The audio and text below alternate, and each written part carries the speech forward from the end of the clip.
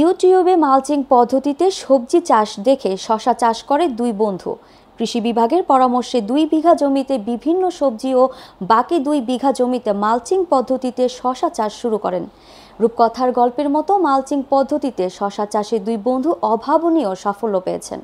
সরজমিনে গিয়ে দেখা গেছে বাঁশের খুঁটি, লাইলন সুতা আর জিআই তার দিয়ে চারদিকে মাচা তৈরি করা হয়েছে। ছোট বড় অসংখ্য শশা মাচায় ঝুলে আছে।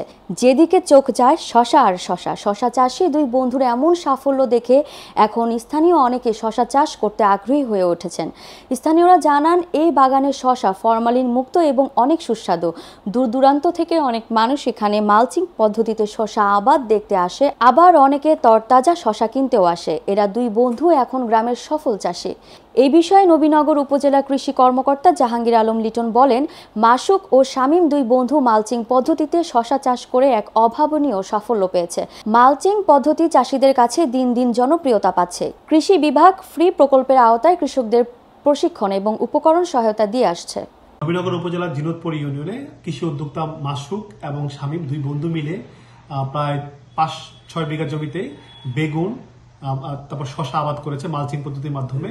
তারা অত্যন্ত লাভজনকভাবে এই পদ্ধতিগুলো অবলম্বন করছেন। বিশেষ করে শশা রমজান মাসে শুরু থেকেই কৃষক খুব ভালো দাম পাচ্ছে, বেগুনেরও ভালো চাহিদা রয়েছে। এবং আমাদের কৃষি বিভাগের একটি প্রকল্প আছে, ফ্রি প্রকল্প অর্থায়নে তাদেরকে আমরা বীজ এবং সার সহ আমাদের উপসহকারী কৃষি কর্মকর্তার মাধ্যমে সার্বিক পরামর্শ অব্যাহত রয়েছে।